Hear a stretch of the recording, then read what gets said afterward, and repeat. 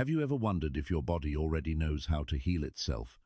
What if the power to overcome illness and pain isn't found in a bottle, but within you all along? Could ancient Buddhist wisdom hold the secret to unlocking your body's incredible natural healing abilities? Today, we're embarking on a transformative journey to discover how you can activate your own inner healing power without relying on medicines. This isn't about rejecting modern healthcare or making unrealistic promises. Instead, it's about rediscovering something humanity has known for thousands of years.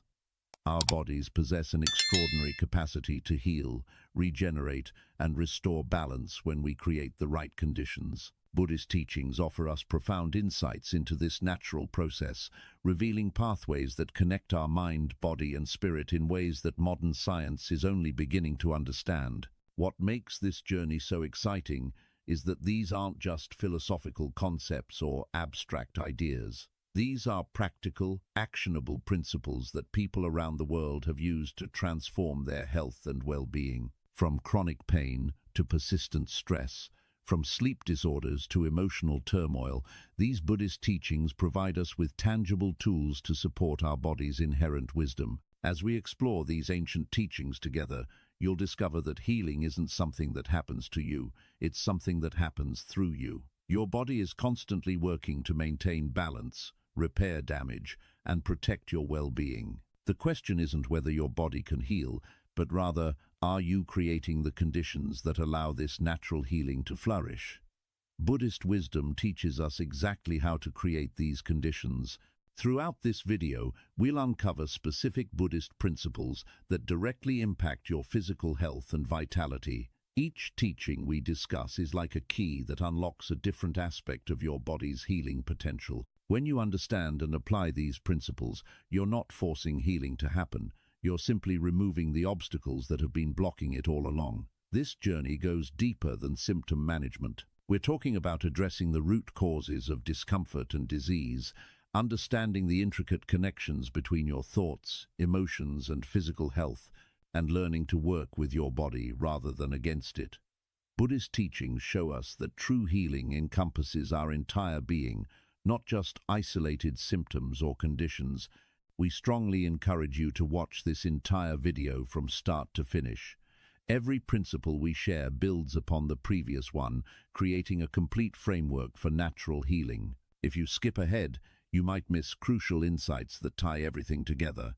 Each moment of this video contains wisdom that could be the missing piece in your own healing journey. If you find value in what we're sharing today, please take a moment to click the like button and subscribe to our Wisdom Diaries channel. Your support helps us continue creating content that brings ancient wisdom into modern life, making these powerful teachings accessible to everyone who needs them. By subscribing, you're also joining a growing community of individuals who are committed to natural healing, personal transformation, and living more conscious, healthier lives. You'll receive updates on new strategies and insights that can further enhance your well-being. What's truly remarkable about Buddhist approaches to healing is their scientific validity. Modern research is consistently confirming what Buddhist monks have practiced for millennia. Studies show that practices rooted in Buddhist teachings can reduce inflammation, strengthen the immune system, lower blood pressure, and even change our genetic expression. This isn't mysticism, it's measurable, verifiable transformation happening at the cellular level. Are you ready to begin this extraordinary journey? We promise you, the insights you're about to receive are both profound and immediately practical. You don't need special equipment, expensive treatments, or years of training. What you need is an open mind, a willingness to look within, and the commitment to apply these timeless principles to your daily life. Your body has been waiting for you to remember its natural power. Today, we help you reconnect with that power. Let's begin with the first principle that can start transforming your health right now. Have you ever wondered if your body already knows how to heal itself?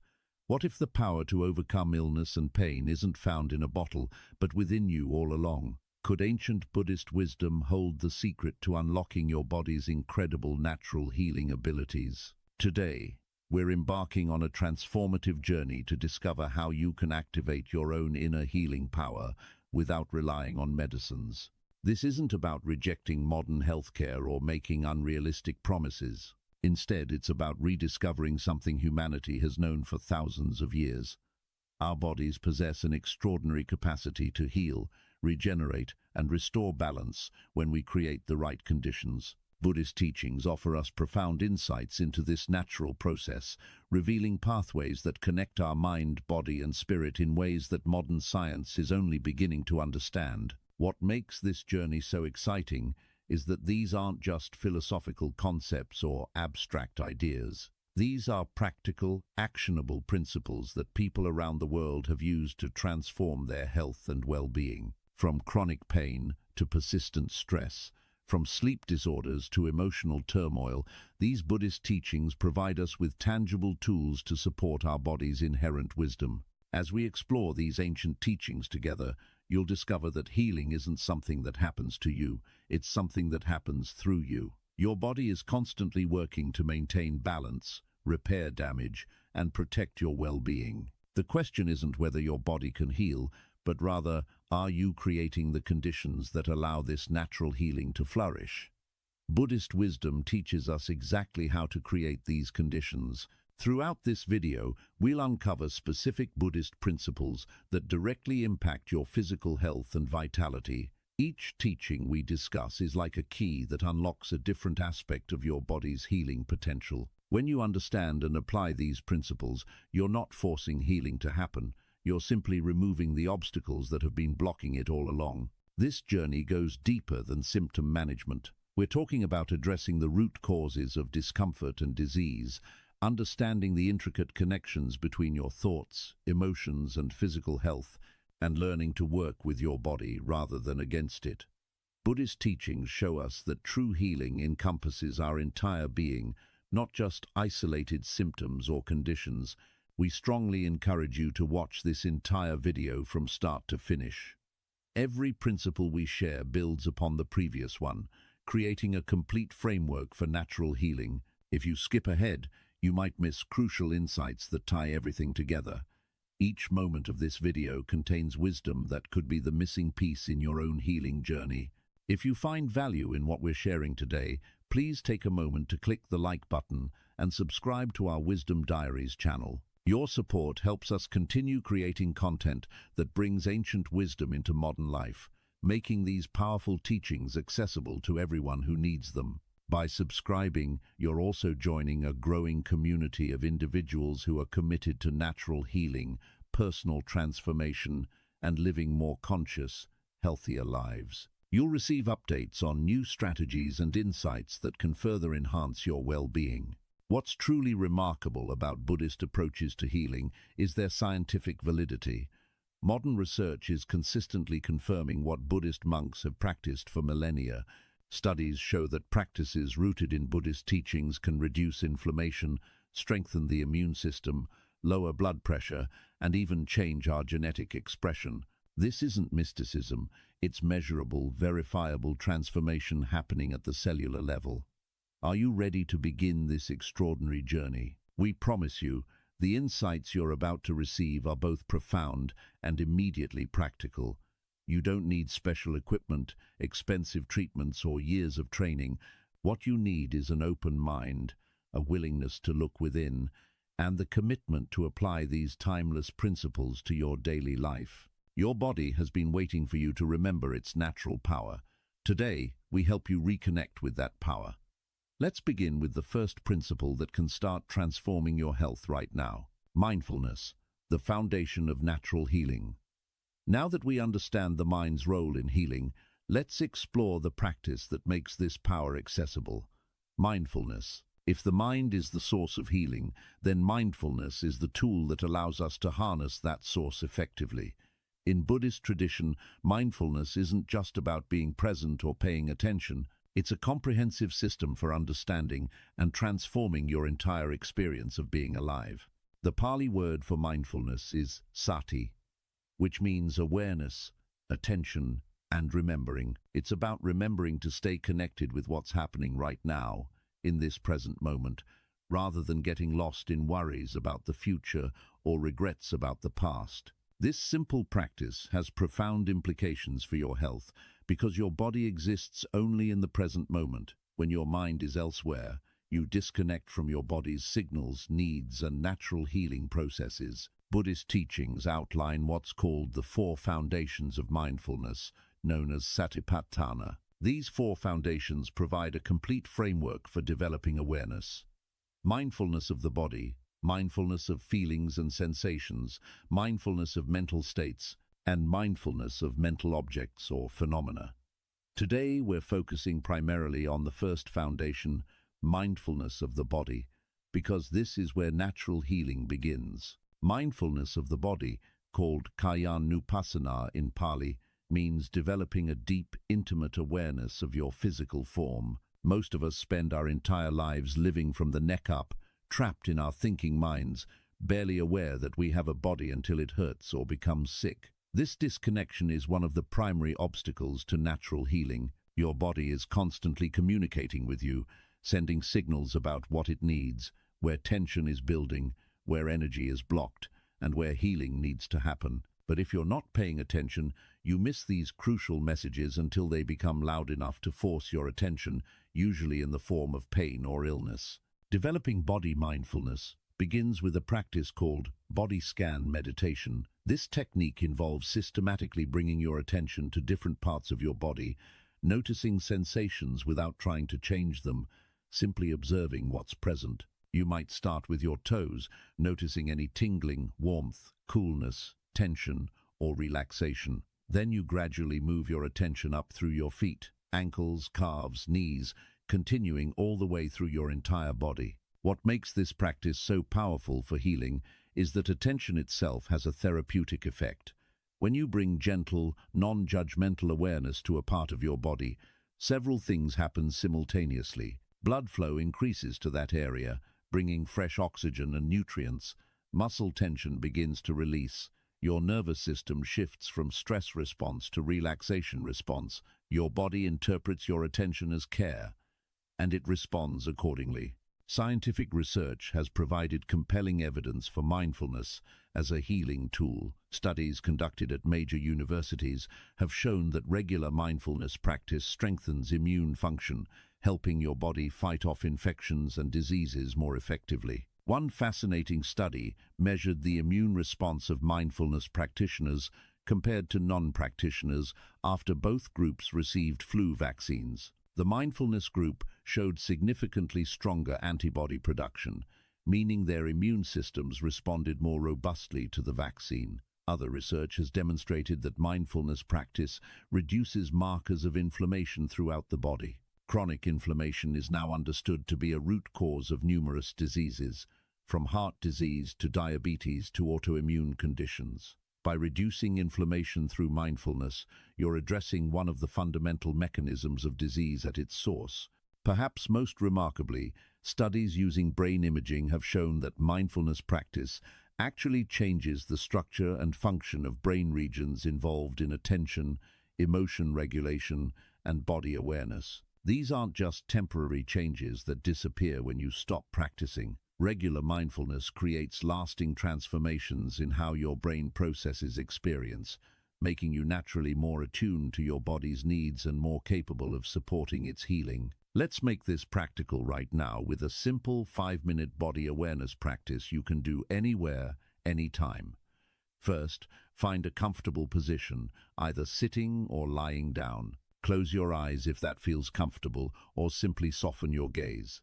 Take 3 deep breaths, allowing your body to settle. Now, bring your attention to your feet. Notice any sensations present: warmth, coolness, tingling, pressure where your feet touch the ground or your shoes. Don't try to change anything, just observe. Spend about 30 seconds here. Next, move your attention to your lower legs and knees. Again, simply notice what's present. Any tension, any ease? Just observe without judgment. Continue moving your attention slowly upward through your thighs, your hips and pelvis, your lower back and abdomen. Notice areas of tension and areas of relaxation. As you scan through your chest and upper back, pay attention to your breathing without trying to control it. Move through your shoulders, often a place where we store tremendous tension, down through your arms to your hands and fingers. Finally, bring attention to your neck, your face, the top of your head. Notice if you're holding tension in your jaw, your forehead, around your eyes. Then expand your awareness to include your entire body at once, feeling yourself as a complete, whole being.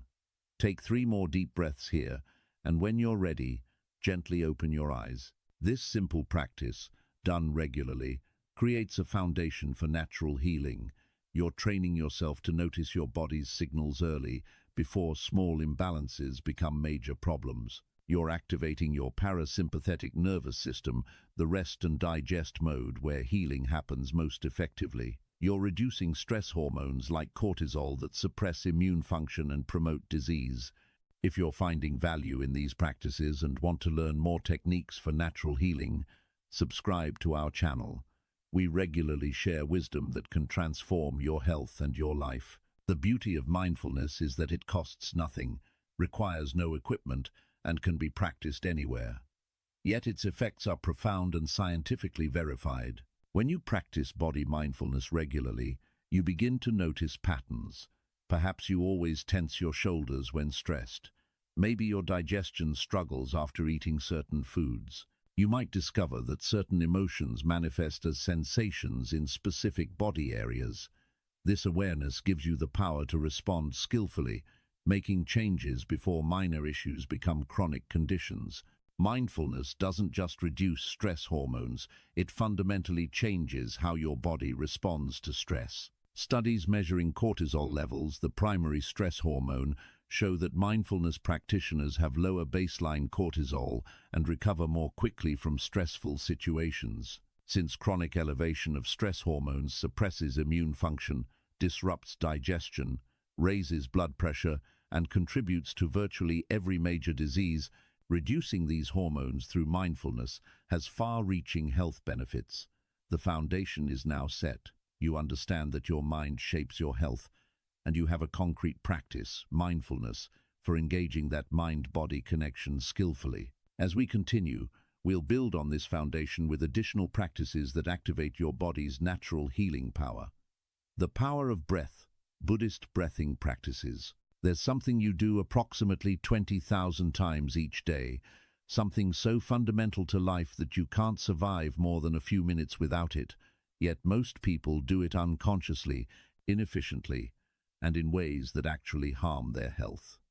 We're talking about breathing. In Buddhist tradition, the breath is considered the bridge between body and mind, the one physiological function that operates both automatically and under conscious control. This unique quality makes breath the perfect tool for accessing and activating your body's natural healing power. The Buddhist practice of breath awareness is called anapanasati, which literally means mindfulness of breathing. This isn't just about noticing that you're breathing. It's about developing such intimate familiarity with your breath that you can use it to influence every system in your body, from your nervous system to your immune function, from your emotional state to your cellular health. Why is breath so powerful for healing? Your breath directly controls your autonomic nervous system, the part of your nervous system that regulates all your automatic functions, heart rate, digestion, immune response, hormone production, and more. When you breathe shallowly and rapidly, you activate your sympathetic nervous system, your fight-or-flight response. Your body interprets this breathing pattern as a signal that you're in danger, and it responds accordingly by releasing stress hormones, increasing inflammation, suppressing digestion, and diverting resources away from healing and repair. Conversely, when you breathe slowly, deeply, and rhythmically, you activate your parasympathetic nervous system, your rest and digest mode. Your body interprets this as a signal of safety, and it responds by reducing stress hormones, decreasing inflammation, improving digestion, and directing energy toward healing and regeneration. Simply by changing how you breathe, you can shift your entire physiology from a state of stress and disease to a state of relaxation and healing. Let's explore the fundamental anapanasati technique. Find a comfortable seated position with your spine naturally upright. Close your eyes or lower your gaze. Begin by simply observing your natural breath without trying to control it. Notice where you feel the breath most clearly, perhaps at your nostrils as air flows in and out, or in your chest as it rises and falls, or in your belly as it expands and contracts. Choose one location and keep your attention there, like a gatekeeper watching everyone who enters and leaves a building. When your mind wanders, and it will, gently bring your attention back to the breath. No judgment, no frustration, just patient returning. As you continue, you might notice the breath naturally beginning to deepen and slow. Allow this to happen organically. You're not forcing anything. You're simply creating the conditions for your body's innate wisdom to emerge. This basic practice, done for even 10 to 15 minutes daily, has remarkable effects on your health. Research has shown that regular breath awareness practice lowers blood pressure, reduces anxiety and depression, improves sleep quality, strengthens immune function, and even changes gene expression in ways that promote health and longevity. These aren't minor effects. We're talking about measurable, clinically significant improvements in health markers. Different breathing techniques serve different healing purposes. For calming anxiety and activating deep relaxation, try extended exhale breathing. Breathe in naturally through your nose for a count of 4, then exhale slowly through your nose for a count of 6 or 8. The extended exhale stimulates your vagus nerve, a major nerve that runs from your brain to your abdomen and controls your parasympathetic nervous system. This single technique can lower your heart rate, reduce blood pressure, and shift your entire body into healing mode within just a few minutes. For energizing and increasing mental clarity, try balanced breathing. Breathe in for a count of 4, hold for 4, exhale for 4, hold for 4. This creates a balanced rhythm that increases oxygen to your brain, improves focus, and generates sustainable energy without the crash that comes from stimulants like caffeine. For supporting immune function and reducing inflammation, try belly breathing. Place one hand on your chest and one on your belly. Breathe in deeply through your nose, allowing your belly to expand while keeping your chest relatively still. This engages your diaphragm fully, massaging your internal organs, improving lymphatic drainage, and activating your parasympathetic nervous system more effectively than chest breathing. The science behind breath and healing is fascinating. At the cellular level, every cell in your body requires oxygen to produce energy and carry out its functions. When you breathe shallowly, you're not providing optimal oxygen to your cells. This creates a state called hypoxia, which contributes to cellular dysfunction, accelerated aging, and disease. Deep, full breathing ensures that your cells receive abundant oxygen, supporting optimal cellular function and natural healing processes. Moreover, breathing directly affects your blood pH, the acid-alkaline balance of your blood. When you breathe rapidly and shallowly, carbon dioxide builds up in your blood, making it more acidic. This acidic environment promotes inflammation and disease. When you breathe slowly and deeply, you maintain optimal blood pH, creating an environment where healing can flourish. Let me guide you through a healing breath practice you can use anytime you need to support your body's natural healing. Sit comfortably with your spine upright. Place both hands on your belly. Close your eyes and take a moment to connect with your intention to heal. Now breathe in slowly through your nose for a count of 4, feeling your belly expand like a balloon filling with air. Hold gently for a count of 2. Exhale slowly through your nose for a count of 6, feeling your belly naturally contract. Hold empty for a count of 2. Repeat this cycle 10 times. As you breathe, imagine that with each inhalation, you're drawing in healing energy, fresh oxygen, and vitality. With each exhalation, imagine releasing tension, toxins, and anything your body no longer needs. This isn't just visualization. You're actually doing these things at a physiological level. You're oxygenating your blood, activating your lymphatic system, and shifting your nervous system into healing mode. The key to making breath work effective for healing is consistency and awareness throughout your day. Set reminders on your phone to take 3 conscious breaths every hour. Before meals, take 5 deep breaths to activate your parasympathetic nervous system and optimize digestion. When you feel stress arising, immediately shift to extended exhale breathing. When you wake up and before you sleep, spend 5 minutes with breath awareness. Comment below and let us know where you're watching this video from and whether you've noticed any immediate effects from these breathing practices. We'd love to hear about your experience and connect with our global community of natural healing practitioners. Your breath is always with you, always available as a tool for healing. Unlike medications that you need to remember to take or treatments that require appointments and equipment, your breath is here now, ready to serve your healing whenever you choose to use it consciously. This is the gift of Buddhist breathing practices. They return power to you, reminding you that you carry within yourself one of the most effective healing tools ever discovered. Meditation practices for activating healing energy, building upon breath awareness and mindfulness. We now enter the realm of specific meditation practices designed to activate and direct your body's healing energy. These aren't mystical or magical practices. They're systematic techniques that work with your body's natural systems to promote healing, regeneration, and optimal health. Each practice serves a different purpose, and together they form a comprehensive toolkit for natural healing. Let's begin with Vipassana meditation, which means insight meditation or clear seeing. Vipassana goes deeper than simple breath awareness. In this practice, you observe all sensations in your body with equanimity, neither craving pleasant sensations nor resisting unpleasant ones. You watch physical sensations arise and pass away, recognizing their impermanent nature. This practice is particularly powerful for healing because pain and illness often persist, partly because we resist them, tightening around them, creating additional tension and suffering. When you practice Vipassana with physical discomfort or pain, something remarkable happens. By observing pain without resistance, without the mental story of "this is terrible, this shouldn't be happening, when will it end?" you often find that the pain itself transforms. What seemed solid and unchanging reveals itself to be dynamic, constantly shifting in intensity, quality, and location. This shift in perception alone can reduce suffering dramatically, and it often facilitates actual physical healing by releasing the tension that resistance creates. Now let's explore metta meditation, the practice of loving kindness.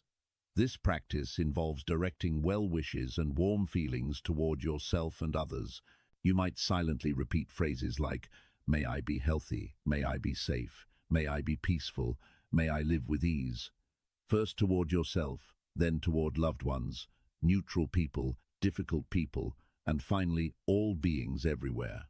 Research on metta meditation has revealed something extraordinary. This practice measurably strengthens immune function. Studies have shown that regular loving-kindness meditation increases positive emotions, which in turn improve vagal tone, the activity of your vagus nerve that controls inflammation and immune response. Participants in these studies showed increased antibody responses, reduced inflammation markers, and improved overall health. The simple act of cultivating kindness literally changes your biology in healing ways. Healing light visualization is another powerful practice. Sit comfortably and close your eyes. Imagine a warm, bright, healing light above your head. This light represents pure healing energy, vitality, and wellness. Now, with each inhalation, imagine drawing this healing light down through the top of your head. See it flowing through your entire body, particularly concentrating in any areas that need healing. The light dissolves tension, clears blockages, and activates your body's natural healing mechanisms. With each exhalation, imagine releasing any darkness, pain, or disease from your body. While traditional Buddhist teachings don't focus extensively on energy centers, there is awareness of different areas of the body holding different qualities of energy. You can bring mindful attention to your head, throat, heart, solar plexus, lower abdomen, and base of spine, noticing the unique sensations and qualities in each area. This practice helps you develop a more complete awareness of your body's energy system and where healing attention might be needed. Tonglen is a profound Buddhist practice for transforming suffering. The practice involves breathing in pain, suffering, or darkness, and breathing out healing, relief, and light. This might sound counterintuitive. Why would you breathe in suffering? But the practice works on a deep psychological level. When you're willing to breathe in pain rather than running from it, you develop courage and strength. You transform your relationship with suffering, and paradoxically, this often leads to the suffering diminishing or transforming. To practice Tonglen for your own healing, breathe in the heaviness, discomfort, or pain in your body as dark smoke. Don't resist it. Welcome it fully. Then breathe out bright light, healing energy, and relief, sending it to the parts of your body that need it. You can also practice this for others who are suffering, breathing in their pain and breathing out healing to them. This practice cultivates compassion while simultaneously shifting your nervous system and energy patterns. Walking meditation offers a beautiful way to practice mindfulness and healing while moving. This is particularly valuable if you're recovering from illness or injury, as gentle movement supports healing while meditation calms your mind. Walk slowly, paying complete attention to each step. Feel your foot lifting, moving through the air, placing down, and the weight shifting. Coordinate your breath with your steps. Breathe in for 2 or 3 steps. Breathe out for 2 or 3 steps. Walking meditation improves circulation, supports lymphatic drainage, strengthens muscles gently, and provides all the mental benefits of seated meditation. It reminds you that meditation isn't about being still, it's about being aware. You can practice healing presence while moving through your daily life. Let me guide you through a 10-minute healing meditation that combines several of these elements. Find a comfortable seated position, close your eyes and take 3 deep breaths, settling into your body. Spend the first 2 minutes simply observing your natural breath, allowing your mind to settle and your body to relax. Now bring your attention to any area of your body that needs healing. Don't analyze or judge, just notice. Spend 2 minutes practicing vipassana with this area, observing all sensations with equanimity. Notice how sensations change moment to moment. Next, begin the healing light visualization. For 3 minutes, breathe in healing light, directing it to the area that needs healing. See the light dissolving any blockness, activating healing processes, restoring balance. Now shift to metta practice for the final 3 minutes. Silently repeat, "May this body be healthy. May this body be strong. May this body heal completely. May I live with ease and well-being." Feel genuine warmth and kindness toward your body as you repeat these phrases. End by taking 3 deep breaths, expressing gratitude to yourself for dedicating this time to healing and slowly opening your eyes. Creating a daily meditation routine is essential for long-term healing. Start with just 10 minutes each morning. Consistency matters more than duration. Choose 1 or 2 practices that resonate with you and commit to them for at least 30 days. You might do breathing practice and body scan on some days, metta meditation and healing visualization on others. Keep a simple journal noting what you practiced and any effects you notice. Many people wonder when they'll see results from meditation practice. Some effects, like reduced stress and improved mood, often appear within days. Deeper healing effects on immune function, inflammation, and chronic conditions typically emerge over weeks or months of consistent practice. The key is patience and persistence. You're not forcing healing, you're creating the optimal conditions for your body's natural healing wisdom to work.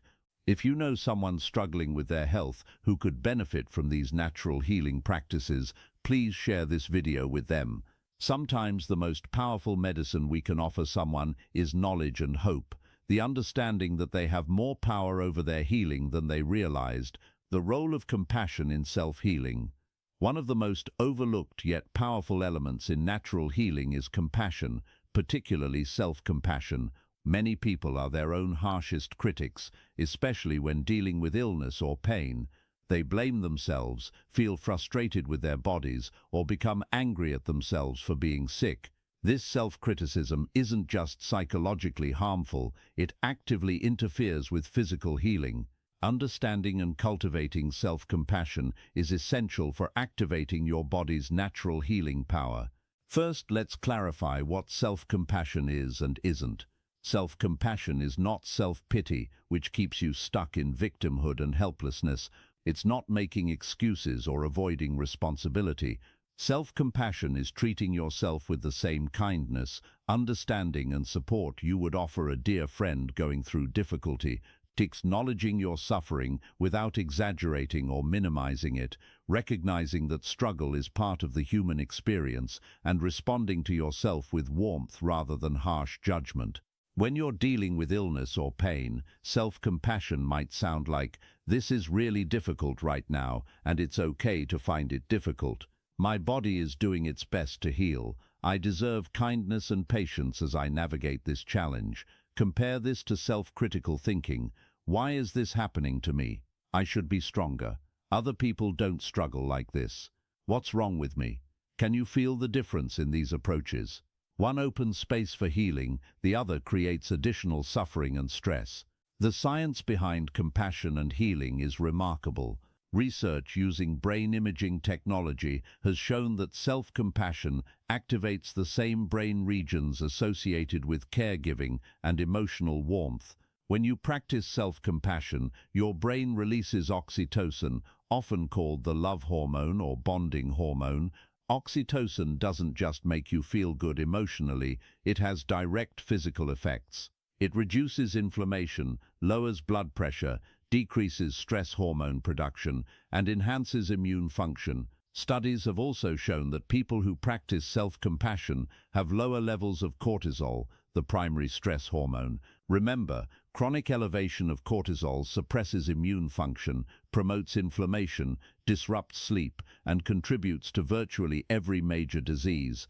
By cultivating self-compassion, you're literally changing your body's chemistry in ways that support healing. One powerful aspect of self-compassion is forgiveness, both forgiving yourself and forgiving others. Holding on to resentment, anger, or blame creates chronic stress in your body.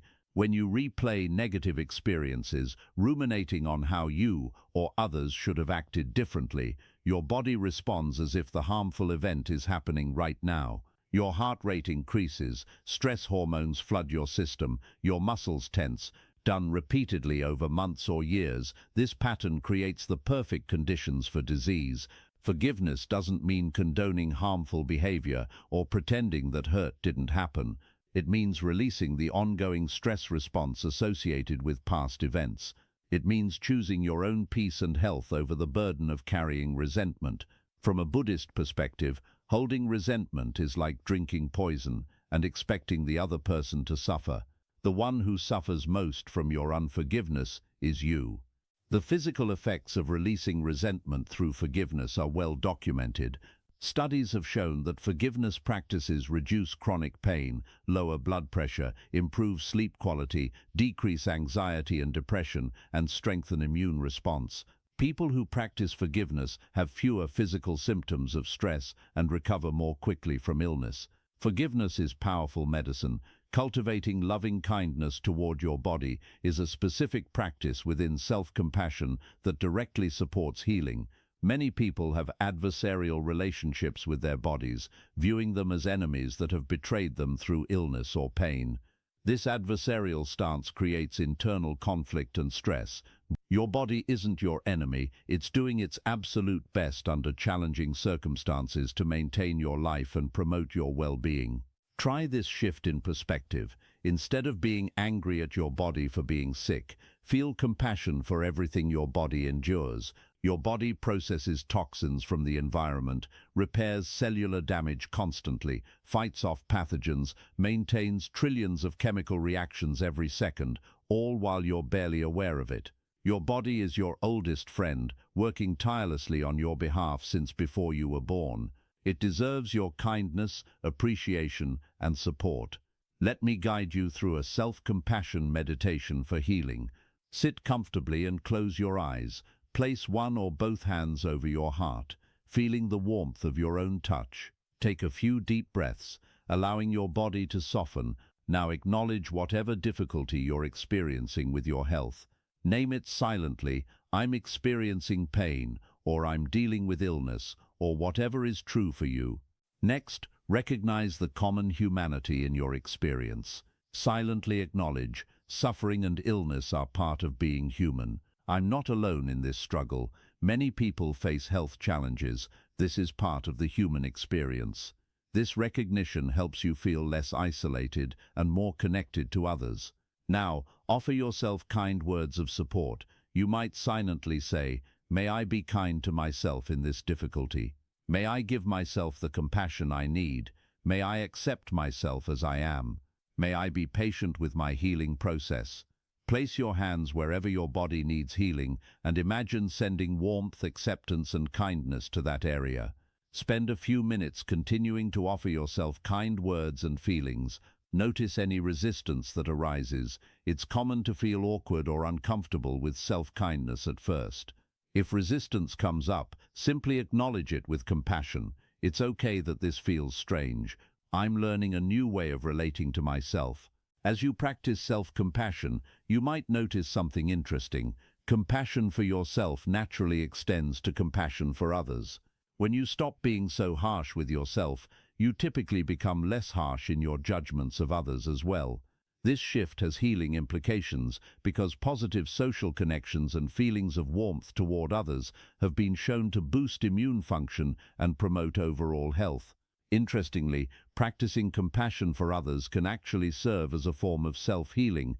When you engage in acts of kindness, when you feel genuine compassion for another person's suffering, your own body benefits.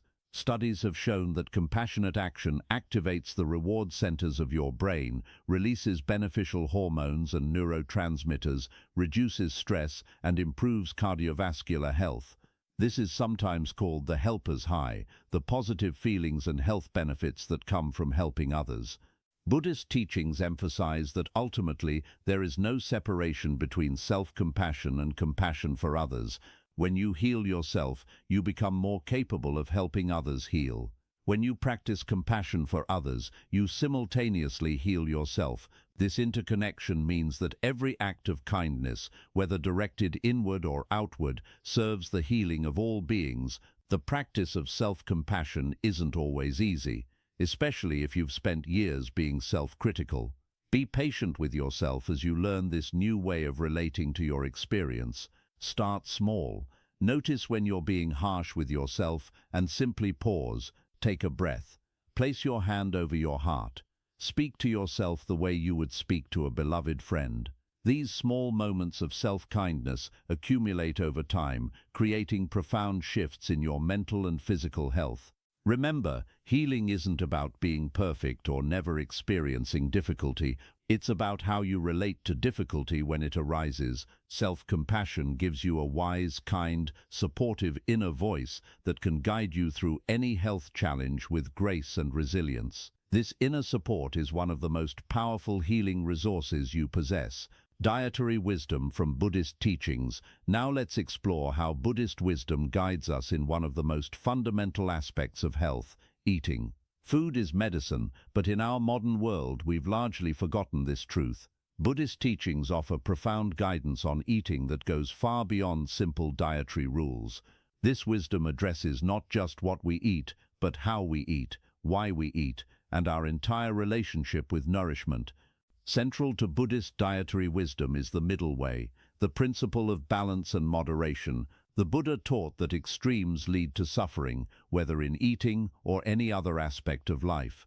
Extreme deprivation through harsh fasting weakens the body and makes spiritual practice difficult. Extreme indulgence through overeating creates sluggishness, disease, and suffering. The middle way means eating enough to nourish and sustain your body without excess, choosing foods that support health while allowing occasional flexibility, and avoiding rigid rules that create stress and obsession. This balanced approach is remarkably healing because it eliminates the stress that comes from extreme dieting. That stress itself, the constant worry about food, the feelings of deprivation, the cycle of restriction and binge eating, creates hormonal imbalances and inflammation that harm your health.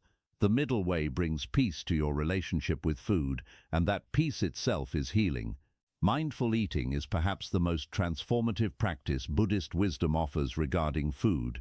Most people eat while distracted, watching television, scrolling phones, working, or thinking about other things.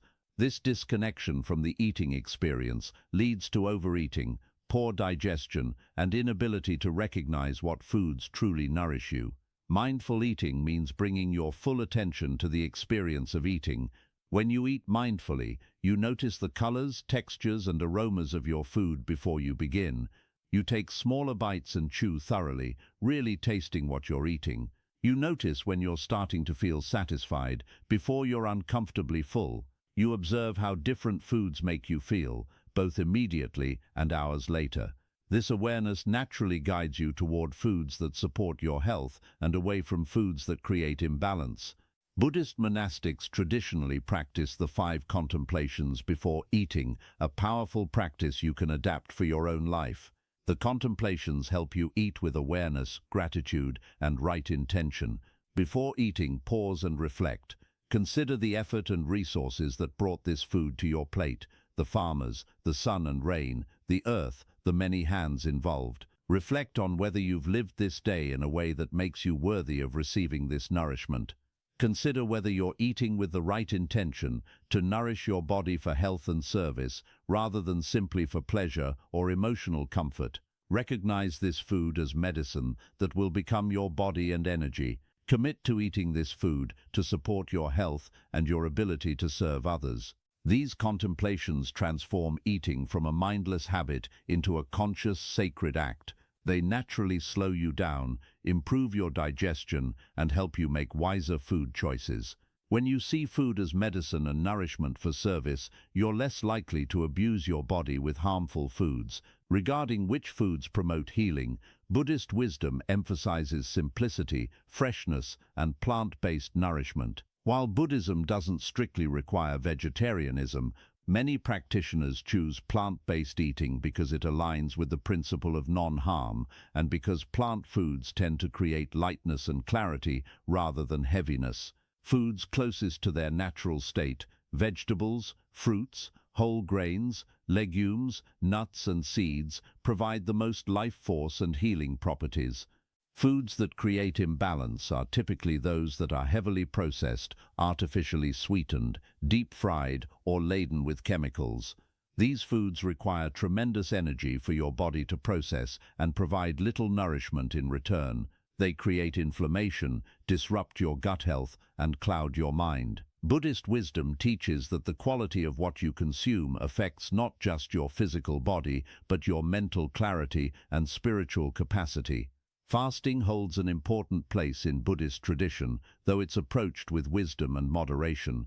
The Buddha and his monks traditionally ate only before noon, fasting from midday until the next morning. This practice, called intermittent fasting in modern terms, gives the digestive system extended rest, allowing the body to direct energy toward healing and cellular repair rather than constant digestion. Modern science has confirmed the healing benefits of fasting. During fasting periods, your body activates autophagy, a cellular cleaning process where damaged cells are broken down and recycled. Fasting reduces inflammation, improves insulin sensitivity, supports brain health, and may even extend lifespan. However, fasting should be approached mindfully, not as punishment or extreme deprivation, but as a gift of rest to your body. If you're new to fasting, start gently. Try finishing dinner by 7 in the evening and not eating again until 7 the next morning, a 12-hour fast that most people can do comfortably. As this becomes easy, you might extend to 13 or 14 hours. Listen to your body. If you feel weak or unwell, break your fast. Fasting should support your health, not compromise it. Buddhist teachings recognize both the spiritual and physical aspects of nourishment. Food provides physical energy and building blocks for your body, but eating also has spiritual dimensions. When you eat with gratitude, awareness, and right intention, the act of eating becomes a spiritual practice. You're nourishing not just your body, but cultivating qualities like mindfulness, gratitude, and wisdom. Here are practical tips for transforming your relationship with food based on Buddhist wisdom. First, eliminate distractions during meals. Turn off screens, put away phones, and focus on eating. Second, eat sitting down at a table, not standing or walking. This signals to your body that it's time to rest and digest.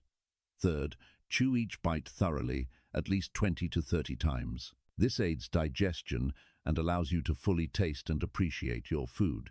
Fourth, eat until you're about 80% full, a practice common in cultures with high longevity. Stop before you're completely stuffed. Fifth, pause midway through your meal to check in with your body. Are you still hungry, or are you eating from habit? Sixth, express gratitude before and after eating, even if just silently acknowledging the gift of nourishment.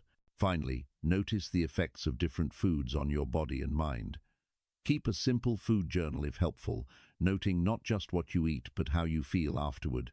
Does coffee make you anxious? Does sugar crash your energy? Do certain vegetables leave you feeling light and energized? Your body has wisdom. Mindful eating helps you hear it. When you transform your relationship with food through these Buddhist principles, you're not following another diet that you'll eventually abandon. You're developing a sustainable, peaceful, nourishing way of eating that supports your health for life. Food becomes not your enemy or your addiction, but your ally in healing and wellness. The 5 precepts and physical health, Buddhist ethical guidelines, known as the 5 precepts, might seem purely moral or spiritual, but they have profound implications for your physical health. These precepts aren't commandments imposed from outside. They're guidelines for living in ways that reduce suffering and promote well-being. When you examine them closely, you discover that ethical living and physical health are deeply interconnected. The first precept is abstaining from harming living beings. On the surface, this is about not killing or causing injury to others.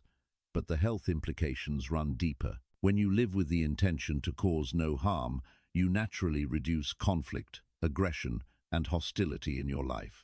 These qualities, when chronically present, create tremendous stress on your body. Anger and aggression trigger the release of stress hormones, raise blood pressure, increase inflammation, and suppress immune function. Conversely, when you cultivate harmlessness and kindness, your body relaxes. Your nervous system shifts out of fight or flight mode and into rest and digest mode where healing happens. Studies have shown that people who regularly practice kindness and live with less interpersonal conflict have lower rates of heart disease, stronger immune systems, and longer lifespans. The commitment to non-harm isn't just ethically right, it's physiologically healing. The second precept involves abstaining from taking what isn't given, essentially about honesty and respecting others' property and rights. Living with integrity and honesty creates internal peace. When you're dishonest, even in small ways, you carry stress.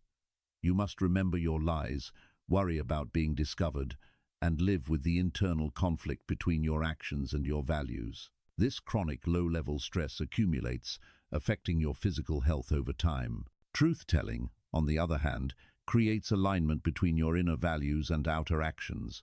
This alignment brings peace of mind, which translates directly into physical relaxation and health. You sleep better when you're not carrying the burden of deception. Your digestion improves when you're not holding tension from dishonesty. Your relationships become more genuine and supportive, and positive social connections are one of the strongest predictors of health and longevity. The third precept addresses sexual responsibility and avoiding sexual misconduct. This isn't about repression or shame regarding sexuality. It's about approaching sexuality with wisdom, respect, and care for yourself and others. Sexual misconduct, affairs, manipulation, and irresponsibility in intimate relationships create enormous stress, anxiety, guilt, and conflict. These emotional burdens manifest physically as tension, insomnia, weakened immunity, and various stress-related illnesses. Responsible, respectful sexuality within committed, caring relationships, on the other hand, supports health. Healthy sexual expression releases beneficial hormones, reduces stress, strengthens emotional bonds that buffer against life's difficulties, and contributes to overall life satisfaction. The precept guides you towards sexuality that enhances rather than damages your well-being and the well-being of others. The fourth precept concerns truthful and helpful speech, avoiding lying, harsh words, gossip, and divisive talk. The way you use language has surprising effects on your health. Chronic complaining, gossiping, and negative speech patterns keep your mind focused on problems.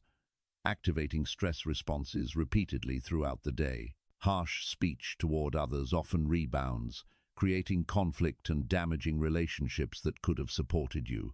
Speaking truthfully and kindly, practicing uplifting and constructive communication, these speech patterns create positive social environments that support your health. They reduce interpersonal stress, strengthen supportive relationships, and keep your mind oriented towards solutions rather than problems. Even the simple practice of reducing complaining has been shown to improve mood and decrease stress hormones. The fifth precept involves abstaining from intoxicants that cloud the mind. This precept has the most obvious health implications. Alcohol, recreational drugs, and other intoxicants directly harm your body. They damage your liver, disrupt your sleep architecture, impair immune function, create inflammation, and interfere with your body's natural healing processes. Even moderate alcohol consumption, once thought to be beneficial, is now understood to increase cancer risk and other health problems. Beyond the direct physical harm, intoxicants cloud your judgment and awareness.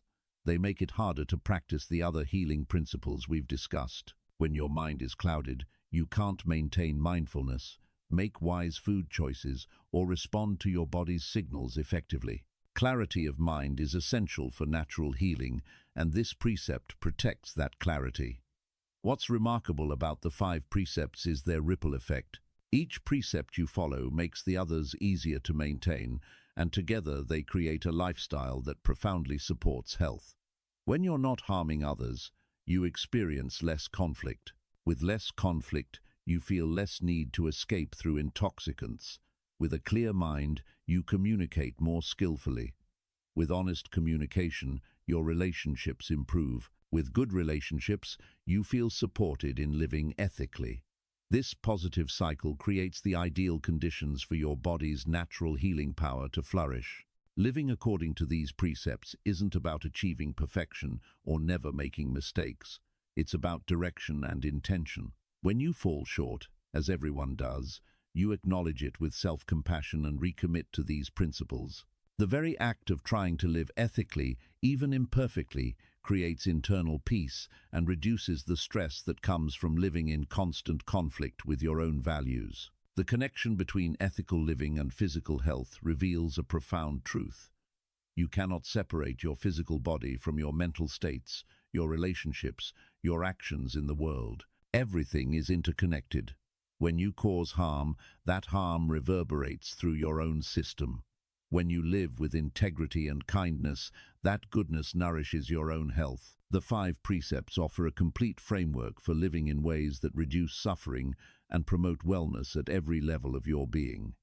Dealing with chronic pain through Buddhist practices. Chronic pain affects millions of people worldwide, often persisting despite medical interventions. Buddhist practices offer a radically different approach to pain, one that can provide relief even when the physical sensation itself doesn't completely disappear. The key lies in understanding a crucial distinction that the Buddha taught: the difference between pain and suffering. Pain is the physical sensation itself, the signal your nervous system sends when something is wrong. Suffering is the mental and emotional reaction to that pain. The fear, the resistance, the stories you tell yourself about the pain, the despair about the future, the anger that this is happening. The Buddha taught that pain is often unavoidable, but suffering is optional. This isn't just philosophical wordplay. It's a practical truth that can transform your experience of chronic pain. The Buddha illustrated this with the teaching of the second arrow. When you experience physical pain, that's the first arrow. You've been struck, and it hurts. But then most people shoot themselves with a second arrow. They add suffering on top of pain through their mental reactions. They think, why me? This is unbearable. This will never end. My life is ruined. I can't stand this. That second arrow often causes more suffering than the first. What if you could experience pain without shooting that second arrow? This is what Buddhist practice offers. Through mindfulness and acceptance, you can experience physical sensations without the layers of mental suffering that typically accompany them. This doesn't mean the pain disappears entirely, though sometimes it does diminish significantly. It means your relationship with pain transforms so profoundly that even though sensation remains, suffering decreases dramatically. Acceptance is central to this transformation, but acceptance doesn't mean resignation or giving up. Resignation says, nothing can be done, I'm helpless, I just have to endure this. True acceptance says, this is what's present right now, I can work with this, I don't have to make it worse by fighting it.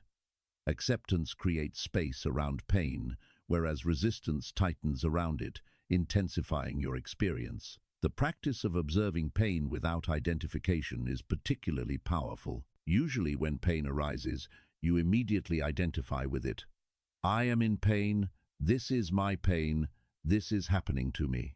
This identification makes the pain feel solid, permanent, and all-consuming. Buddhist practice teaches you to observe pain as simply sensations arising in awareness. Instead of, I am in pain, you notice, pain sensations are present, throbbing sensations in the lower back, sharp sensations in the knee. This shift in perspective creates what's called decentering. The pain is still there, but it's no longer the totality of your experience. You're the awareness that notices pain, not the pain itself. This distinction is liberating. When you observe pain mindfully, you often discover that what felt like solid, unchanging agony is actually a constantly shifting pattern of sensations. Intensity rises and falls. Quality changes. Location shifts slightly. Recognizing this impermanence makes pain more bearable.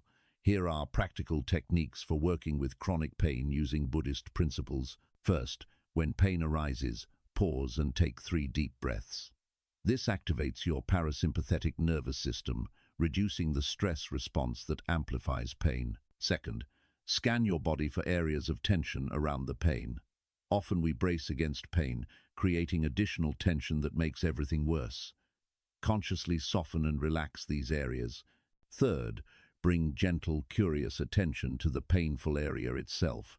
Instead of pushing pain away, move toward it with kindness. Investigate it like a scientist.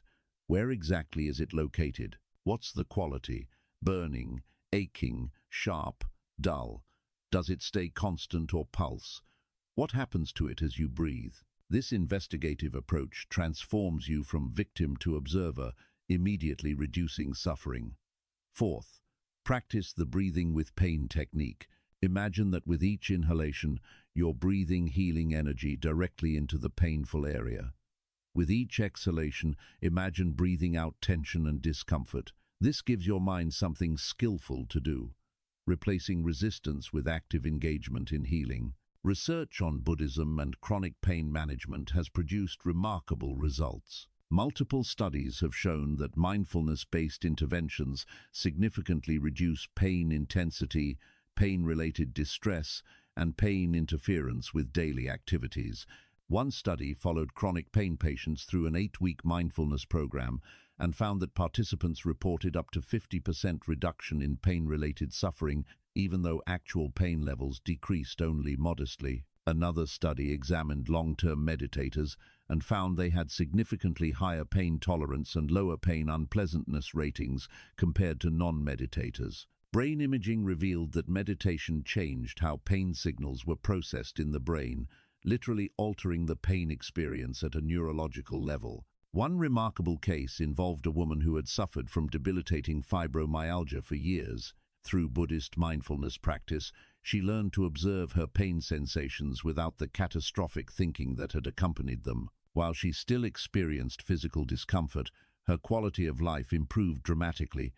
She returned to activities she loved, rebuilt relationships, and described feeling free despite ongoing pain. The pain hadn't completely vanished, but her suffering had transformed. Transforming your relationship with discomfort extends beyond severe pain to everyday discomforts. When you're tired, uncomfortable, restless, or irritated, can you observe these sensations without immediately trying to escape them? Can you sit with discomfort for even a few moments before automatically reaching for distraction? This practice builds resilience and reveals that most discomfort is actually tolerable when you're not fighting it. The ultimate teaching about pain in Buddhism is that resistance creates suffering. When you can meet pain with acceptance, curiosity, and even compassion, it loses much of its power over you. You reclaim your life from pain's grip, not by making pain disappear, but by discovering that you are larger than any pain you experience. Energy healing in Buddhist tradition. Beyond the physical body that we can see and touch lies what Buddhist philosophy calls the subtle body, a system of energy channels and centers that influence your physical health profoundly. While this might sound mystical, the concept of life force energy appears in virtually every traditional healing system worldwide, called prana in Sanskrit, chi or qi in Chinese, and vital energy in Western traditions. Understanding and working with this energy system can activate powerful healing processes. Life force energy is the animating principle that distinguishes a living body from a dead one. It's not just blood circulation or electrical nerve impulses, though it's related to these. It's the vital force that organizes and maintains life, that repairs damage, that regulates all your biological systems. When this energy flows freely and abundantly, you experience health, vitality, and well-being. When energy becomes blocked, stagnant, or depleted, disease and dysfunction result. Buddhist philosophy recognizes that everything is energy vibrating at different frequencies. Your body, which appears solid, is actually a dynamic energy system, constantly exchanging energy with your environment. Your thoughts and emotions are forms of energy that directly affect your physical energy. Understanding this energetic dimension of health opens new possibilities for healing. The subtle body consists of energy channels through which life force flows. Think of these like rivers of energy coursing through your body. When these channels are clear and open, energy flows freely, nourishing every cell and system. But these channels can become blocked by physical tension, emotional stress, negative thought patterns, poor diet, and unhealthy lifestyle choices. Blocked energy manifests as pain, disease, fatigue, and emotional imbalance. Clearing energy blockages is essential for activating your body's natural healing power. Several practices facilitate this clearing. First, physical movement. Gentle exercise, stretching, walking, and flowing movements like Tai Chi or yoga help energy circulate. Stagnant energy often accumulates in areas of physical tension, so releasing muscular tension releases energetic blockages. Second, breathwork powerfully moves energy through your system. Each inhalation brings fresh energy into your body, and each exhalation releases stagnant energy and blockages. The breathing practices we discussed earlier are actually energy healing techniques. When you breathe consciously and deeply, you're literally pumping life force energy through your entire system, clearing channels and revitalizing your body. Third, emotional release clears energy blockages. Suppressed emotions create energetic stagnation. When you allow yourself to feel and process emotions rather than pushing them down, you release trapped energy. This is why people often feel physically lighter and more energized after crying, expressing anger appropriately, or working through emotional issues. Sound has been used in Buddhist tradition for healing purposes for thousands of years. Specific sounds and tones create vibrations that affect your energy system. While traditional Buddhist practice includes various forms of vocal expression, you don't need complex techniques to benefit from sound healing. Simply humming creates vibrations that massage your internal organs and calm your nervous system. Singing, whether alone or in a group, releases emotional energy and promotes well-being. Even the quality of your inner voice, the tone you use when thinking about yourself, creates energetic effects. Harsh, critical inner speech creates contracting, stagnant energy. Kind, supportive inner speech creates expansive, flowing energy. Notice how your body feels when you think harsh thoughts versus kind thoughts. The physical sensation reflects energetic reality. In Buddhist tradition, there are specific healing practices that work with energy and visualization. One approach involves visualizing healing light or energy flowing into your body, particularly into areas that need healing. While this might seem like mere imagination, visualization actually activates real physiological processes. Brain imaging studies have shown that visualizing movement activates the same brain regions as actual movement. Visualizing healing appears to activate actual healing processes. Let me guide you through a simple energy healing technique. Sit comfortably with your spine naturally upright. Close your eyes and take several deep breaths, allowing your body to relax. Now, rub your palms together vigorously for about 15 seconds until you feel warmth building. Separate your hands slightly, about 6 inches apart, and notice the sensation between them. You might feel warmth, tingling, magnetic attraction, or pulsing. This is your life force energy becoming perceptible. Now, place your hands wherever your body needs healing, maybe on your abdomen, your heart, your head, or another area. Keep your hands there, maintaining gentle contact or hovering just above the skin. As you breathe, imagine healing energy flowing from your hands into this area. Visualize this energy as warm, golden light, or any color that feels healing to you. See this light dissolving any blockages, any darkness, any disease. Stay with this practice for 5 to 10 minutes, continuing to breathe deeply and maintain the visualization. You might notice heat building under your hands, tingling sensations, or a sense of energy moving through the area. These are signs that healing energy is flowing. When you feel complete, slowly remove your hands and take a moment to notice how you feel.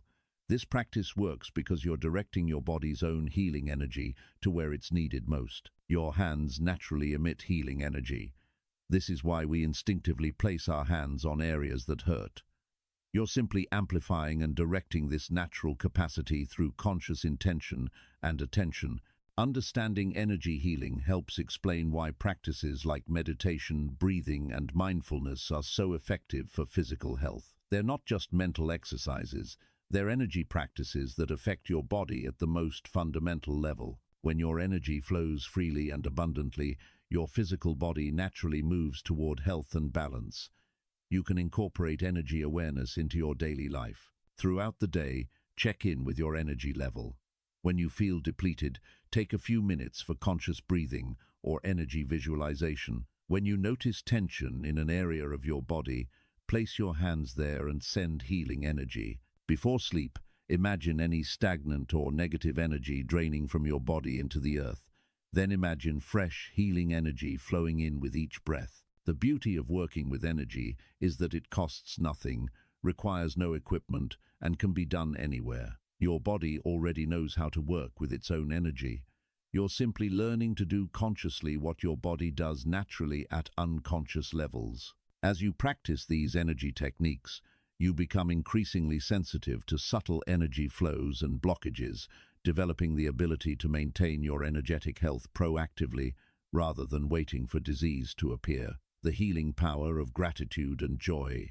In Buddhist teaching, there's a beautiful concept called mudita, which means sympathetic joy or the ability to feel genuine happiness for others' good fortune. This quality, along with gratitude, represents one of the most underappreciated yet powerful medicines available to you. While we often think of healing as addressing what's wrong, Buddhist wisdom teaches that cultivating positive emotions like joy and gratitude actively promotes health at every level of your being. Gratitude isn't just a nice sentiment, it's medicine for your body, mind, and spirit. When you practice genuine gratitude, you're not denying difficulties or pretending everything is perfect. You're choosing to also notice what's working, what's good, what you've been given. This shift in focus has measurable physiological effects that support healing.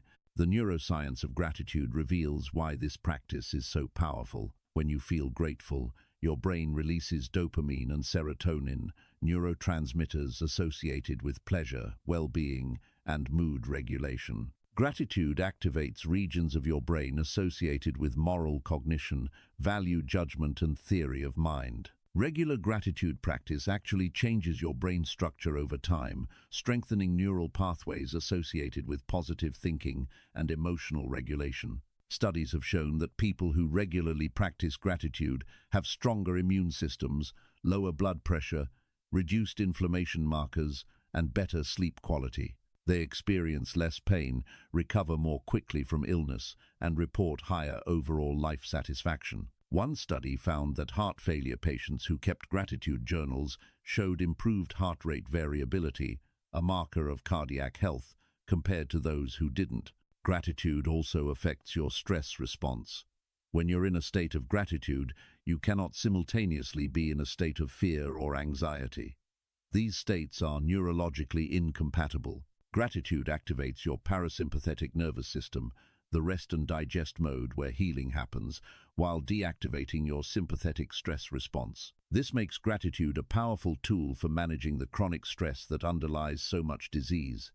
Practicing gratitude doesn't require complex techniques. Start each morning by identifying 3 things you're grateful for before you even get out of bed. They don't have to be profound. Your comfortable bed, the fact that your body carried you through another night, the opportunity to experience another day. This simple practice sets a positive tone for your entire day and trains your brain to notice good things. Throughout your day, pause periodically to notice something worthy of appreciation. The warmth of sunshine, a kind word from someone, food to eat, water to drink, your body's ability to move and sense the world. These brief moments of acknowledgement accumulate, shifting your overall emotional baseline toward positivity and well-being. Mudita, the practice of feeling joy for others' happiness and success, extends gratitude outward. When you hear good news about someone else's health, success, or happiness, instead of comparing yourself or feeling envious, practice feeling genuine gladness for them. This might seem difficult at first, especially if you're struggling with your own health challenges. But mudita is liberating because it shows you that joy is abundant, not scarce. Someone else's well-being doesn't diminish your own. It actually increases the total joy available in the world. Practicing mudita has similar health benefits to gratitude. It releases positive neurochemicals, reduces stress hormones, and creates positive social connections that support health. When you genuinely celebrate others' good fortune, people naturally feel drawn to you, strengthening your social support network, which is one of the strongest predictors of health and longevity. Finding joy, even during illness, is perhaps one of the most challenging yet important aspects of healing. When you're dealing with pain or disease, joy might seem impossible or inappropriate. But joy doesn't mean denying your difficulties. It means recognizing that even in challenging circumstances, moments of beauty, connection, and goodness still exist. A Buddhist practitioner with a serious illness once said, "I may have cancer, but cancer doesn't have all of me. There are still parts of my life that are joyful and beautiful." Look for small joys, the taste of tea, a conversation with a friend, a moment of relief from pain, the changing colors of the sky, music that moves you. These aren't distractions from your illness. They're reminders that you are more than your illness, that life continues to offer gifts even in difficulty. Creating a gratitude journal practice can formalize and deepen your gratitude cultivation. Each evening before bed, write down 3 to 5 things you're grateful for from that day. Be specific. Instead of "my family," write "the way my daughter laughed at dinner," or "my partner bringing me tea when I was tired." Specificity makes gratitude more powerful and helps you notice details you might otherwise overlook. Also include in your journal something about your body or health that you appreciate, even if you're dealing with illness. Perhaps your heart continued beating faithfully all day, your legs carried you where you needed to go, your immune system fought off countless pathogens without you noticing, or you had a few hours without pain. This practice transforms your relationship with your body from adversarial to appreciative. Research on gratitude journaling shows that people who write in gratitude journals for just a few weeks experience lasting improvements in well-being, optimism, and physical health. The practice rewires your brain to naturally notice and appreciate positive aspects of your experience, creating an upward spiral of positivity and health. Remember, cultivating gratitude and joy doesn't mean suppressing difficult emotions.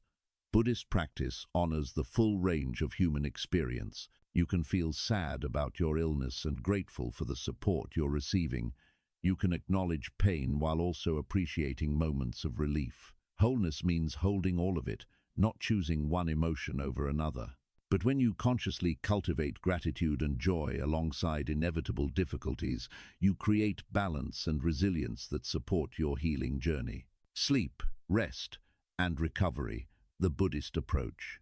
In our achievement-oriented culture, Rest is often seen as laziness or wasted time. Buddhist wisdom offers a radically different perspective. Rest is not the absence of productivity, it's an essential component of healing and well-being. Your body does its deepest healing work during sleep and rest. Without adequate rest, no amount of healthy eating, exercise, or meditation can fully compensate. Sleep is when your body repairs damaged tissues, consolidates memories, processes emotions, clears metabolic waste from your brain, and strengthens your immune system. During deep sleep, your body releases growth hormone that stimulates tissue repair and muscle growth. Your immune system produces cytokines that fight infection and inflammation. Chronic sleep deprivation, even mild, undermines every aspect of your health, increasing risk of virtually every disease. Buddhist practice offers powerful tools for improving sleep quality. The same mindfulness and meditation practices that support healing during waking hours also prepare your body and mind for restorative sleep. Begin creating an evening ritual that signals to your body that it's time to wind down. About an hour before bed, dim the lights, turn off screens, and engage in calming activities. A simple meditation practice for better sleep involves lying in bed and systematically relaxing your entire body. Starting with your toes, consciously release all tension. Feel your toes becoming soft and heavy. Move slowly up through your feet, ankles, calves, progressively relaxing each body part. Many people fall asleep before completing the entire body scan because the practice so effectively activates the parasympathetic nervous system. You can also practice breath awareness as you lie in bed. Count your breaths from 1 to 10, then start over. If your mind wanders, gently return to counting. This gives your mind something simple to focus on, instead of cycling through worries or plans. The regular rhythm of counting and breathing naturally leads towards sleep. Deep rest states, similar to what's called yoga nidra in other traditions, involve a state between waking and sleeping where your body is completely relaxed, but your mind remains aware. In this state, which you can access through guided meditation, your body receives rest equivalent to several hours of sleep while you practice deep relaxation and healing visualization. Even 20 minutes in this state can be profoundly restorative. Buddhist teachings also recognize the significance of dreams. While you don't need to analyze every dream, paying attention to recurring dream themes can provide insights into unresolved emotions or stress that might be affecting your health. Some practitioners keep a dream journal, briefly noting dreams upon waking, which can reveal patterns over time. The Buddhist principle of balance applies powerfully to activity and rest.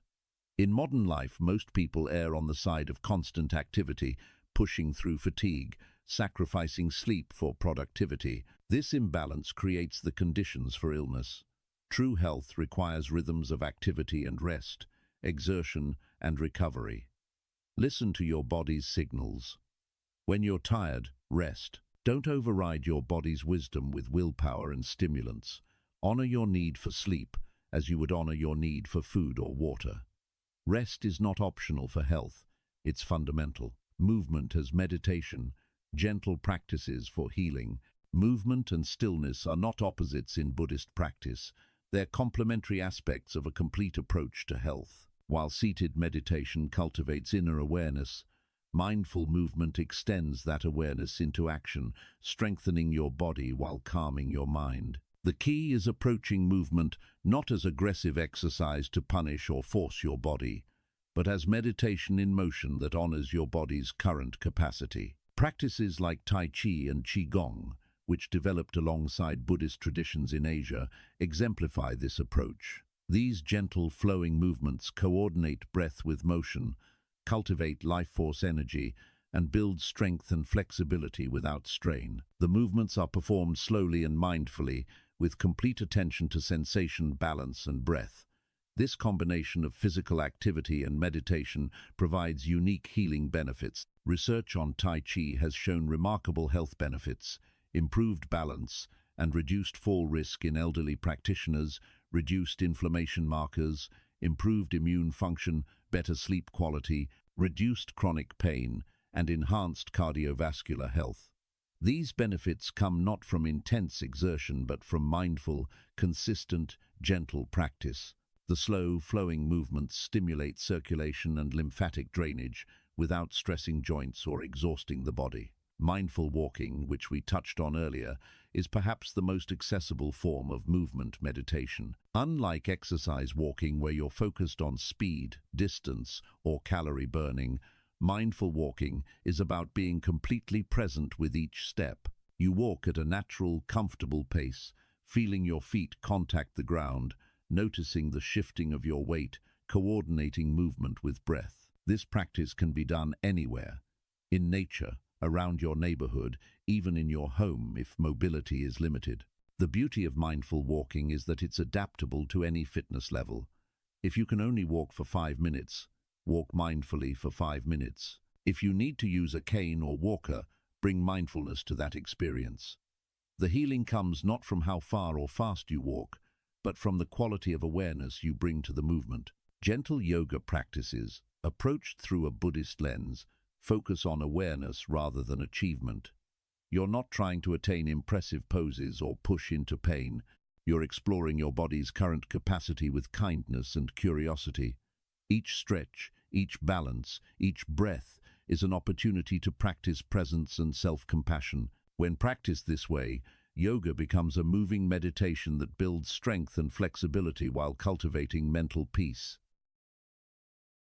The most important principle in healing movement is not forcing your body. Our culture often promotes a no pain, no gain mentality, but this approach actually hinders healing. When you push your body beyond its current capacity, you create stress, inflammation, and potential injury. True healing movement respects your body's limits, working gently at the edge of your comfort zone without crossing into pain. This doesn't mean avoiding all challenge. Gentle stretching that creates mild sensation promotes flexibility and healing. Movements that slightly elevate your heart rate improve cardiovascular health. The key is distinguishing between beneficial challenge and harmful force. Beneficial challenge leaves you feeling energized and accomplished. Harmful force leaves you exhausted, sore, or injured. Listening to your body's wisdom is essential for sustainable movement practice. Your body constantly communicates what it needs: rest, movement, gentle stretching, more water, different food. But most people have learned to ignore these signals, overriding body wisdom with mental determination.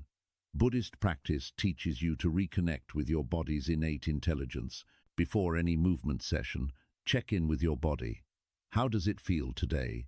What kind of movement would serve it best?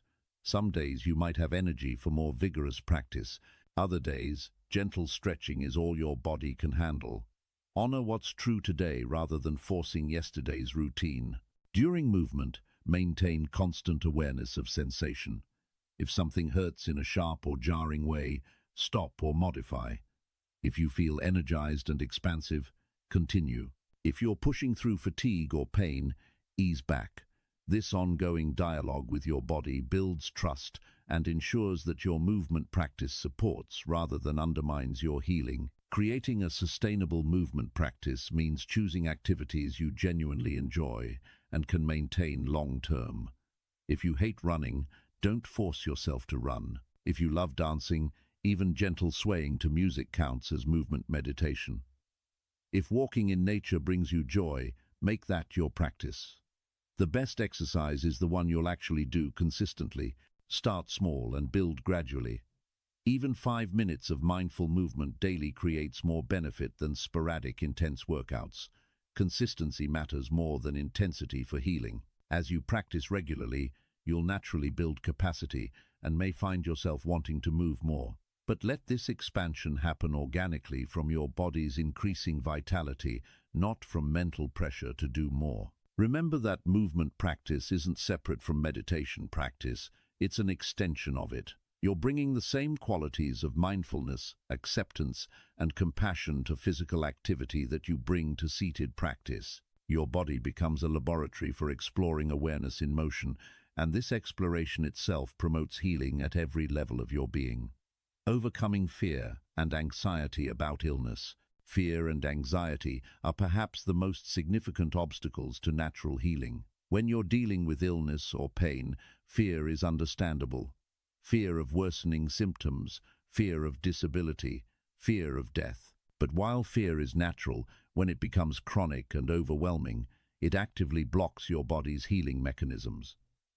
Understanding how to work with fear is essential for activating your natural healing power. Fear triggers your sympathetic nervous system, your fight or flight response. Your body releases stress hormones, your heart rate increases, your muscles tense, and your immune system becomes suppressed. When fear becomes chronic, your body remains in this stress state continuously, creating the perfect conditions for disease while simultaneously blocking healing processes. In a very real sense, chronic fear about illness can perpetuate the illness itself. Buddhist teachings offer profound wisdom about fear, particularly fear of death. The Buddha taught that much of our suffering comes from denying or running from impermanence. We want ourselves and our loved ones to live forever, our health to remain constant, our circumstances to never change. But impermanence is the fundamental nature of reality. Everything that arises passes away. Every condition, including your current health condition, is temporary and changing. This teaching isn't meant to be depressing, it's actually liberating. When you accept impermanence deeply, you stop wasting energy fighting the inevitable. You can appreciate this moment fully because you recognize its preciousness and temporary nature. Regarding illness, accepting impermanence means acknowledging that your body will change, age, and eventually die, while also recognizing that your current symptoms are impermanent too. They arose from causes and conditions, and as those causes and conditions change, the symptoms will also change. Working with fear of death requires courage and honesty. Buddhist practice encourages you to contemplate death, not morbidly, but as a way to develop perspective and courage. When you acknowledge that death is inevitable for everyone, that this precious human life is temporary, you can stop living in denial and start living fully. Many people find that contemplating death actually reduces anxiety because the worst outcome they fear is acknowledged and accepted, removing its power to terrorize from the shadows. This doesn't mean giving up on healing or resigning yourself to death. It means releasing the paralyzing fear that prevents you from living and healing fully now. When you're not consumed by fear of death, you have energy available for actual healing. You can make wise choices about treatment, engage in healing practices consistently, and enjoy whatever time you have with presence and gratitude. Building courage through practice is a gradual process.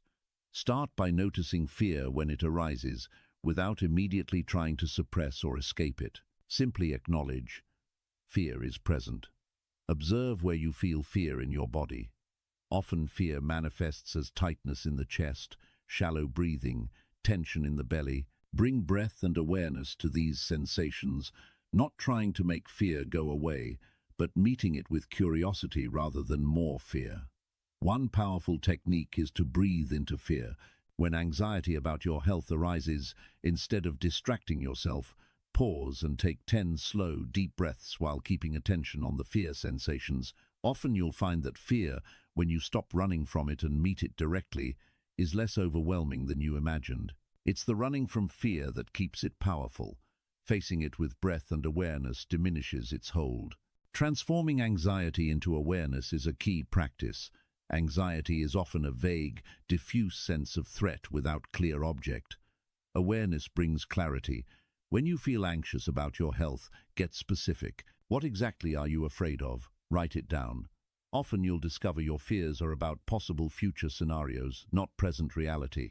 This recognition alone can reduce anxiety because it shows you that right now, in this moment, you're actually okay. You can also question your anxious thoughts. What if my condition gets worse? Okay. What if it does? What would you do?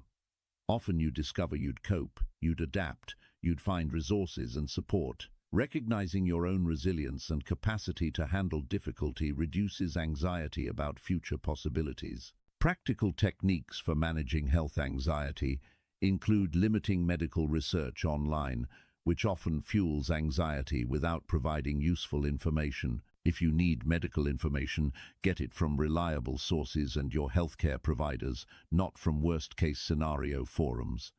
Set boundaries around health checking. Constantly monitoring symptoms and bodily sensations amplifies anxiety. Designate specific times for symptom checking rather than continuous vigilance. Develop a grounding practice for moments of acute anxiety. Try the 5-4-3-2-1 technique. Identify 5 things you can see, 4 things you can touch, 3 things you can hear, 2 things you can smell, and 1 thing you can taste. This anchors you in present sensory reality rather than anxious future projections. Remember that fear and anxiety are not signs of weakness or failure. They're natural responses to threat and uncertainty. Buddhist practice doesn't ask you to eliminate fear, but to change your relationship with it. You can feel afraid and still move forward with your healing practices. You can acknowledge anxiety while not letting it control your choices. Courage isn't the absence of fear, it's action in the presence of fear, and that courage itself is healing. The healing environment, creating sacred space.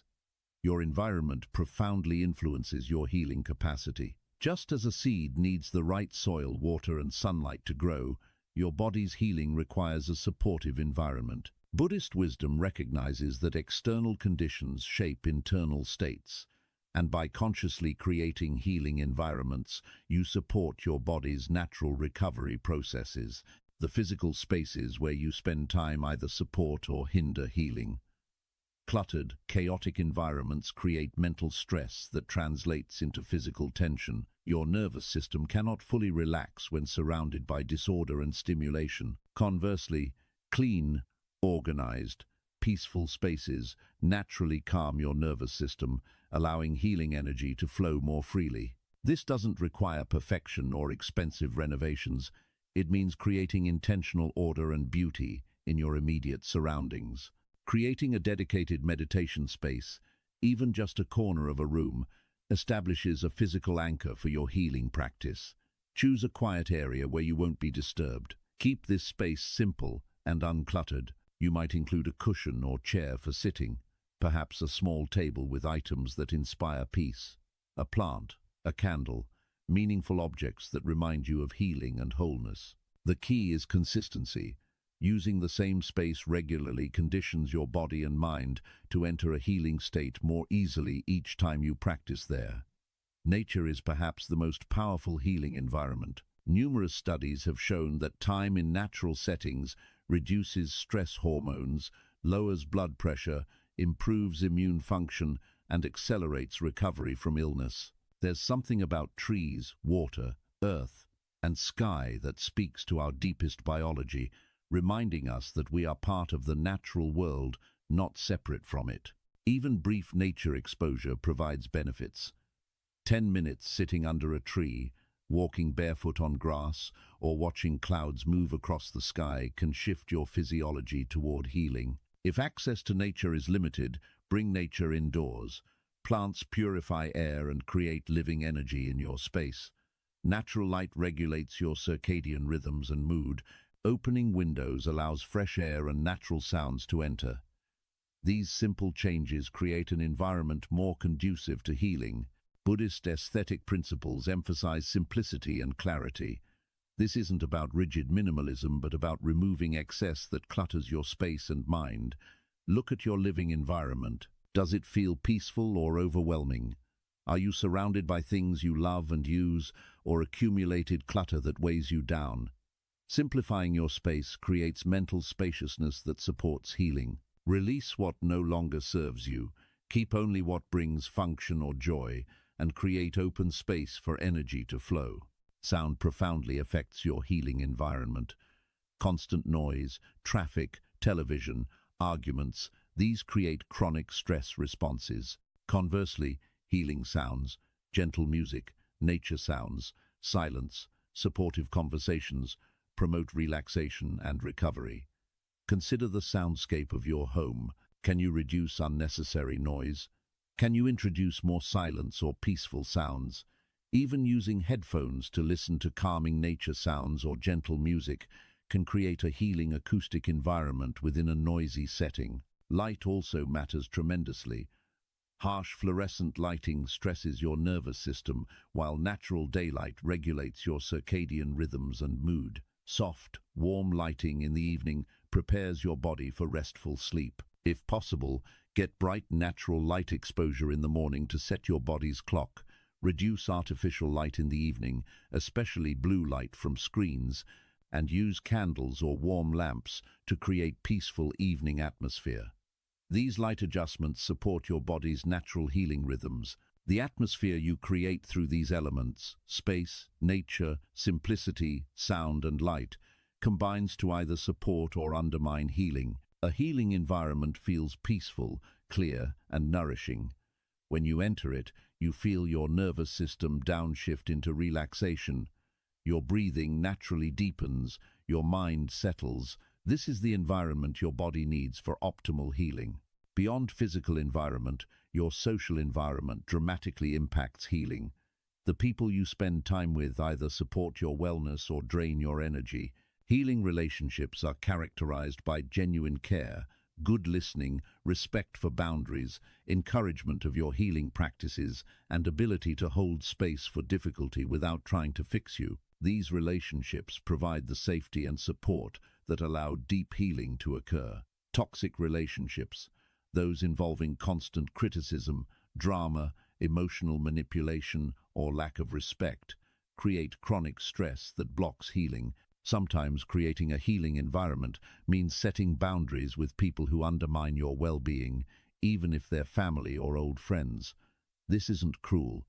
It's self-preservation. You cannot heal while continuously exposed to relationships that harm you. Seek out or cultivate healing relationships. This might mean joining a meditation group, connecting with others on healing journeys, deepening bonds with supportive friends and family, or working with caring healthcare providers and counselors. These connections remind you that you're not alone, provide practical and emotional support, and create the sense of belonging that research shows is essential for health and longevity. Consider also your relationship with media and information. Constant consumption of news, social media, and negative content creates a toxic mental environment. While staying informed is important, drowning in disturbing information keeps your nervous system activated and prevents the deep rest needed for healing. Consciously curate what you allow into your mental space, just as carefully as you arrange your physical space. Creating a healing environment is an ongoing practice, not a one-time task. Regularly assess your surroundings.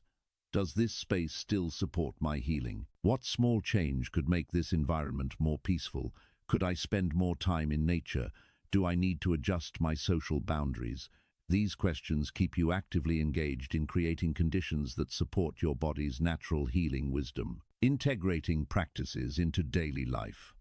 Understanding Buddhist healing principles is valuable, but transformation comes only through consistent practice. The challenge most people face isn't learning what to do, it's actually doing it regularly.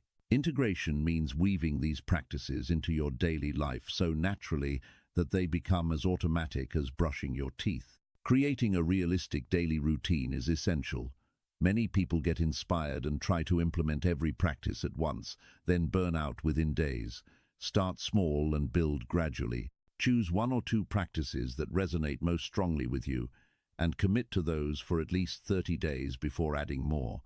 Better to do 5 minutes of meditation daily for a year than an hour once, and never again. Morning rituals set the tone for your entire day. Before checking your phone or diving into demands, dedicate even 10 minutes to healing practices. This might include sitting quietly for breath awareness, practicing gratitude for 3 things, gentle stretching or movement, drinking warm water to hydrate your system, and setting an intention for the day. These simple practices activate your parasympathetic nervous system and establish a foundation of calm awareness that carries through your day. Mindfulness throughout the day doesn't require sitting meditation. It means bringing present moment awareness to whatever you're doing. Eat meals without screens, truly tasting your food. Walk mindfully, feeling each step. Listen fully when someone speaks, rather than planning your response. Notice your breath periodically. These micro-practices, repeated throughout the day, accumulate into profound shifts in your overall state of being. Evening practices support integration and rest. An hour before bed, begin winding down. This might include gentle stretching to release the day's tensions, journaling about what you're grateful for or what you learned, body scan meditation to prepare for sleep, and setting an intention to sleep deeply and wake refreshed.